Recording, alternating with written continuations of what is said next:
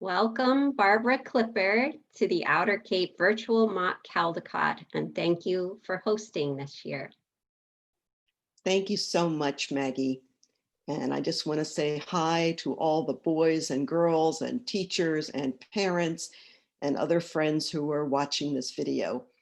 We've been doing the mock Caldecott in Truro since 2015. And a couple of years later, Provincetown joined us.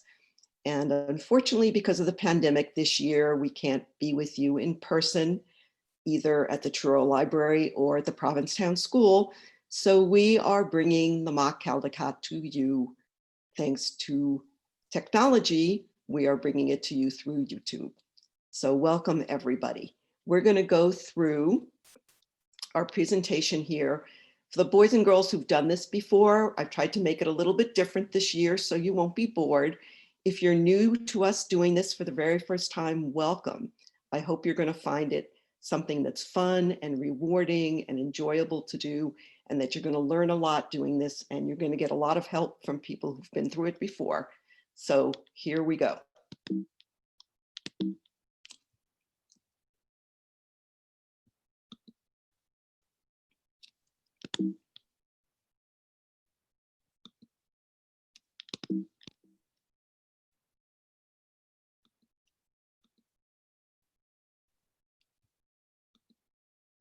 Okay, so what is the Caldecott Award? Let's just start with the very basics.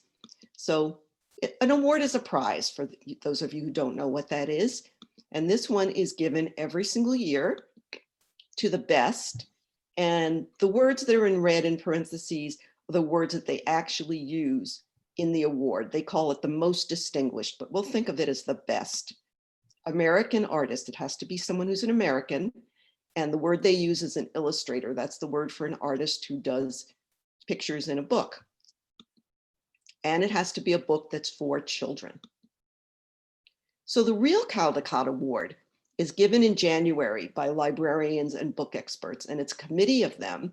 15 people are on the committee, and I was on that committee in 2015, which is how I started doing the mock Caldecott with you. The winners get a bronze medal, and it looks like this. The runners up are called honor books. They get silver medals, and that looks kind of like this. And all of the books that win have stickers on them that look just like the medals. And you'll notice that the medal has a horse on it and a man riding the horse and some other people and some animals. That picture that's on the medal comes from a book that was written and illustrated by Randolph Caldecott. And he was an illustrator who lived in England in the 19th century. And the award is named after him. That's why we call it the Caldecott Award. It's named after his last name. The mock Caldecott isn't the real Caldecott completely, but we follow the same kind of rules that the real Caldecott does. The mock Caldecott that we do is just for Provincetown and Truro. And for our Caldecott, students pick the winners and honors, not a committee of grown-ups. And what they do is they study and vote on 6 books. So the real committee reads hundreds and hundreds of books and studies them. So they have to pick the very best, the most distinguished from all of those books. You have to do the very same thing, but you will have a lot fewer books to look at. You'll have 6. So let's just review for people who've done it before. How do you study a picture book? Because that's what we're going to be doing. We're going to be studying picture books. So very first thing you do, you look at the cover. Now, if you actually have the physical book with you, there's the cover of the book, and there's also something over it called the dust jacket. If you got the book from the library, it's going to have plastic over the dust jacket even. But what we've learned in the past, and I'll just review, is that sometimes there's a different picture on the cover than there is on the dust jacket. So you look at the front and the back of the cover, and if you have the dust jacket and you have the book with you, just pull that away from the cover so you can see if the dust jacket and the cover have different pictures on them. Then look at the art on the title page, or actually all of the pages that are in the front of the book before the story actually starts. Because some illustrators put art in all of those places. They put it on what's called the end papers, which are the back side of the front and back cover. They put it on some of the other pages in the front.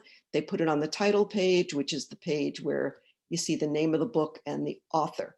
And all of those pictures will give you information about the story. So you want to look at all of them. Then see if you can go through the book and only look at the pictures without reading the words. It's a little hard to do, but this is called a picture walk. And you just want to find out if the pictures tell the story all by themselves without the words. What do you learn from the pictures? Do the pictures encourage you to turn the page and because you want to see what's going to happen next? Are there ways that the pictures draw your eye to certain things and help you pay more attention to some things than other things? Just keep all of those things in mind. Just look at the pictures all by themselves and do it slowly because there's going to be a lot of stuff to look at. You want to look for details, not just an overview of what the picture says. Then read the book again, but this time look at both the words and the pictures. And then you don't have to do this all at the same time. You can go back and do this another time. Then read it all a second time to see if you notice some things that you missed the first time. And that's how you study a picture book. So while they're studying picture books, what does the committee look for? They look for a number of things, and these are what they are and what we'll look for. We'll look for great art technique, and technique is just the way the art is done. We can tell we're very lucky here because we live in a very art-rich part of the world. We have galleries everywhere. A lot of people we know are artists. Even in the Truro Library, there's always an art exhibit in the meeting room that you've gone into. So we've all seen a lot of art. So we're pretty good at telling good art technique. So you're going to have to look for that. You have to look and see if the illustrations fit the story's mood and theme. If the pictures help tell the story, if the style of the art fits the story, and if it's art that children will like. And I'm going to go over each one of those separately. And all of that adds up to a book that's the best, the most distinguished, if it has all of those things. So let's go back to what makes great art technique. And this isn't all of it, but just an example of some of the kinds of things to look for.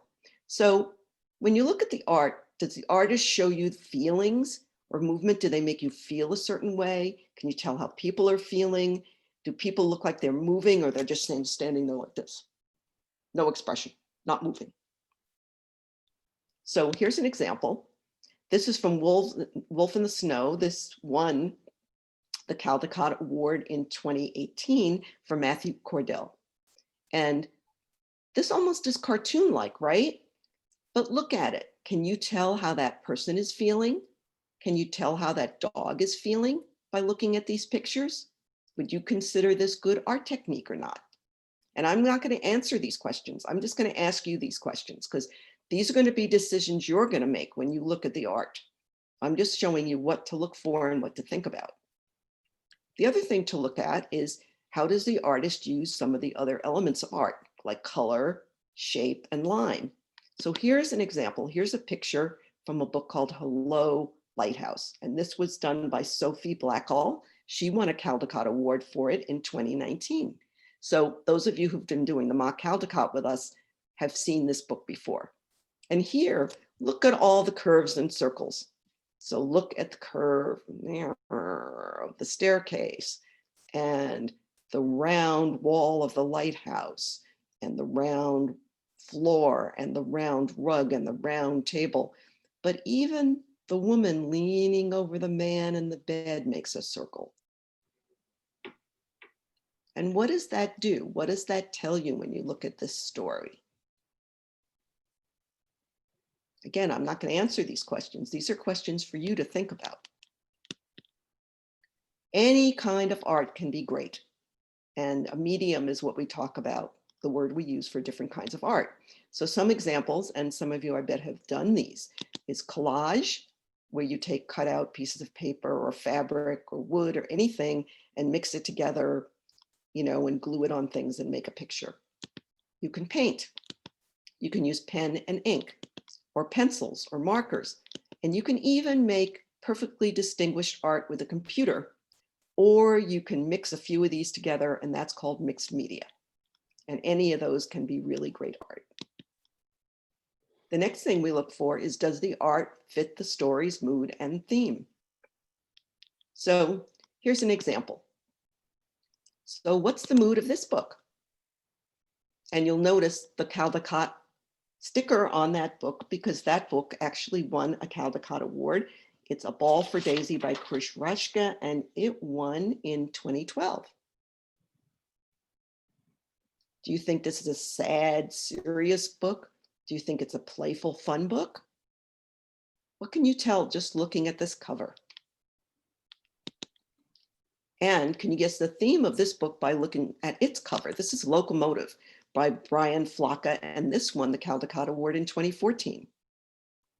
Can you tell by this cover what era, what time in history this book is about? What else can you find out by looking at this cover, looking at this picture? Where is it?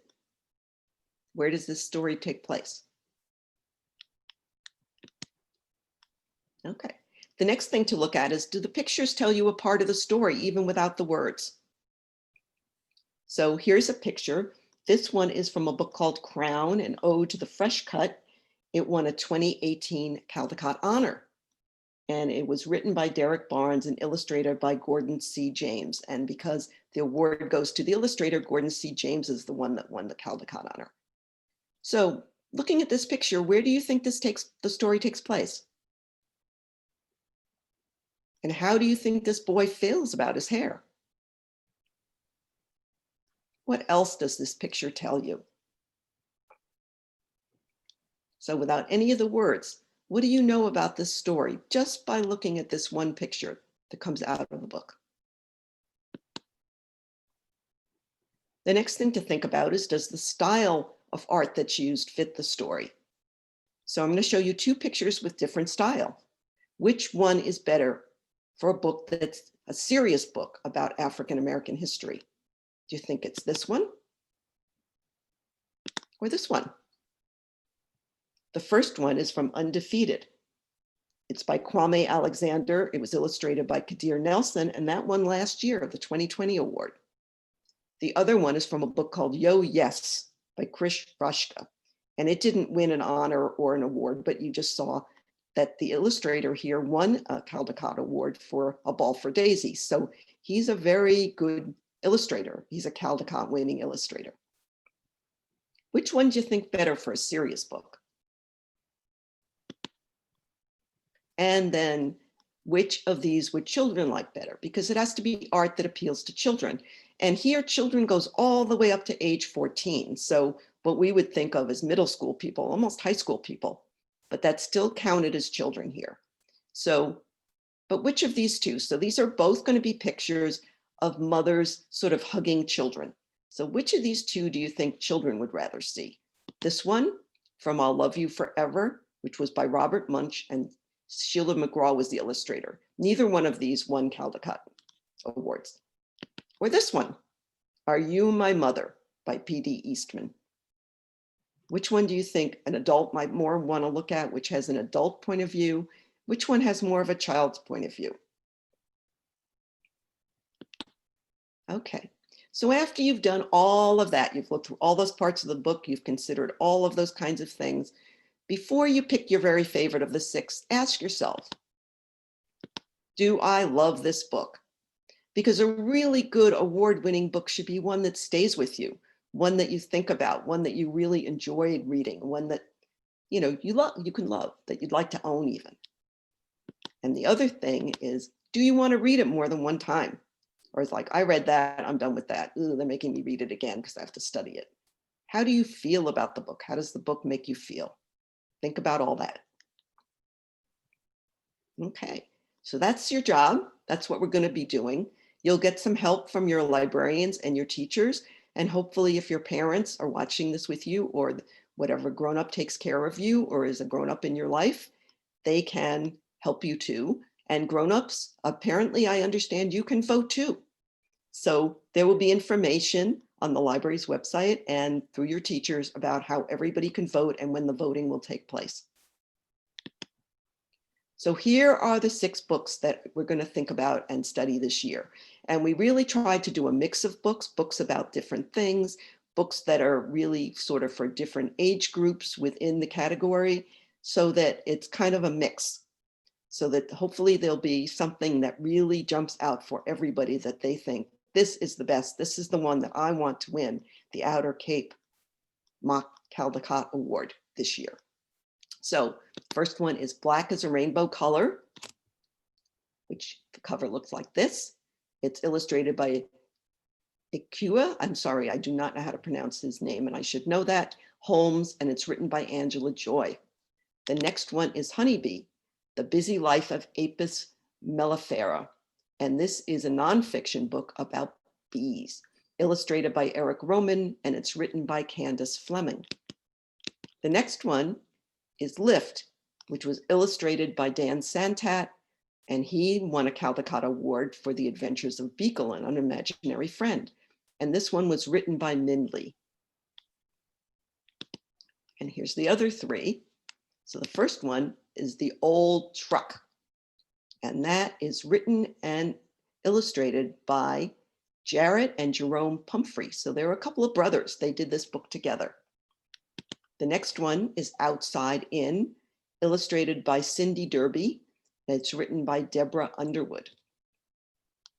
And the very last one, We Are Water Protectors, which is illustrated by Michaela Goad, written by Carol Lindstrom. So there are your 6 books. This is your assignment. This is the Outer Cape Virtual Mock Caldecott for 2020-21. I hope you have lots of fun reading and studying and enjoying these books. And I hope that next year we can all be together in person. Thank you for having me today.